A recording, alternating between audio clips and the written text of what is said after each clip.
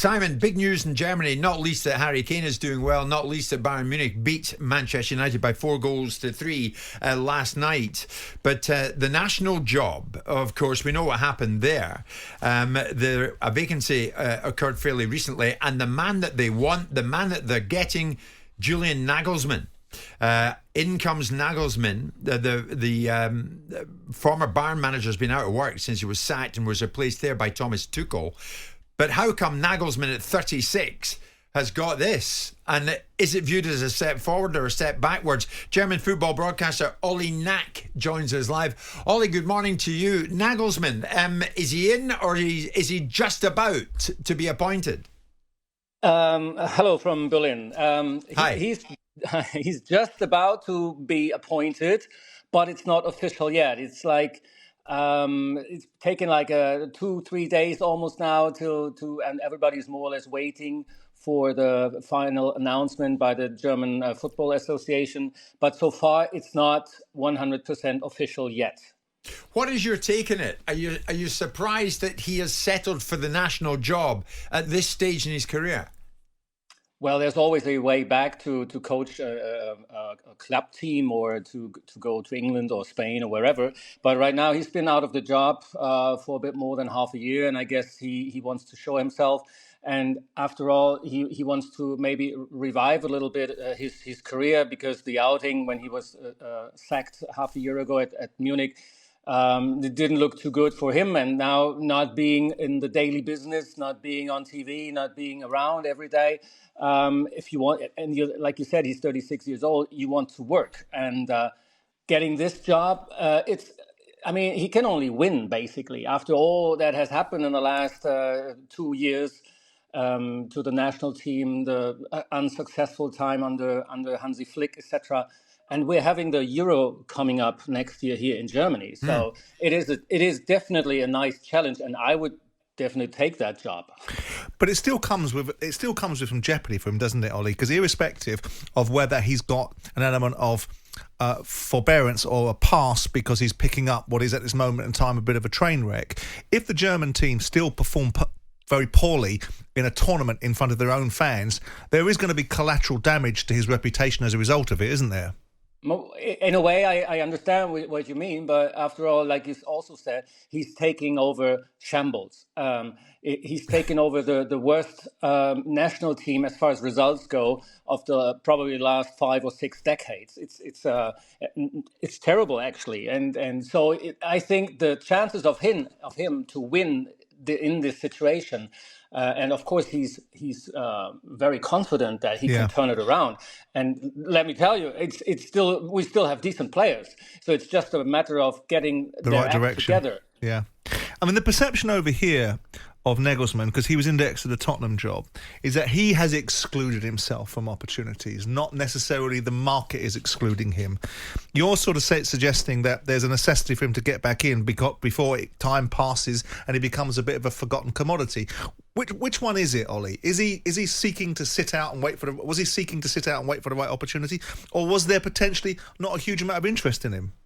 Well, even though he's only 36 years old, he's been in that job, especially as a manager, for several years, and he never had a break. He started at Hoffenheim roughly 10 years ago, had a great time there, saved them from relegation.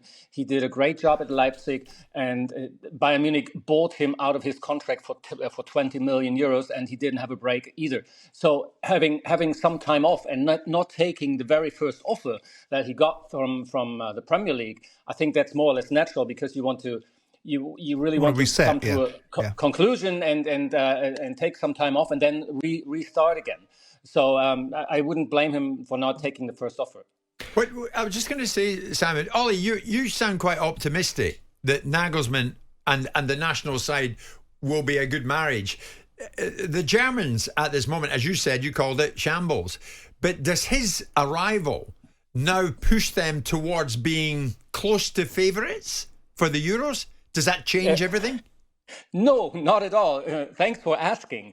I just read a couple of minutes ago. I read a survey among German football supporters, or among German people, and 20% said that we will reach the round of 16. but 35% in that survey said we are not going to survive the group stage. Wow. And only 9% think that we're going to win it all. So we are not quite optimistic at the moment. What does he bring? I mean, obviously there's a lot of perception of him. Young manager, made some missteps, and I think the challenges that he had at Bayern Munich was having a relationship with somebody in the media and potentially saying things to the media that Bayern considered to be inappropriate. But what kind of approach do you think he's likely to bring to the German national side? Well, the relationship that he had with a reporter from Bild, she was immediately, she wasn't sacked, but she was put in a different position immediately after that came out. The biggest problem for Julian Nagelsmann was that he was always fighting with the manager in charge, with Hasan Salihamidzic. He was not involved in transfers. Hasan Salihamidzic, as the acting CEO, or what the translation is actually, I'm not quite sure, but he was in charge of buying and selling the players. And he got rid of players that he definitely wanted to keep. That was the main problem. Is he still there? Is the same guy still there, Ollie? No, he's not. Right. He got sacked quite only a few months afterwards. So that was the biggest problem, and that's why he more or less had to go. And because he so what about what the German national side get from this guy then? What are they likely to get from him? Good question. I hope decent results, first of all, because we cannot afford to have another terrible tournament. But he's known for playing attractive football, which everybody loves, of course. But like I said, he has to get the team together and make some tough decisions. Ollie, I'm not going to let you go without a quick mention of Union Berlin. They were in thanks for asking. Well, they were in the Bernabeu last night up against Real Madrid. Jude Bellingham. And Real Madrid fans are getting used to this. Jude to the rescue. After 90 minutes, got the only goal of the game. But Union Berlin, this is very much a rags to riches story, isn't it? Absolutely. And no doubt it was a well-deserved win for Real Madrid, but losing in the 94th minute is a tough one and tough to swallow.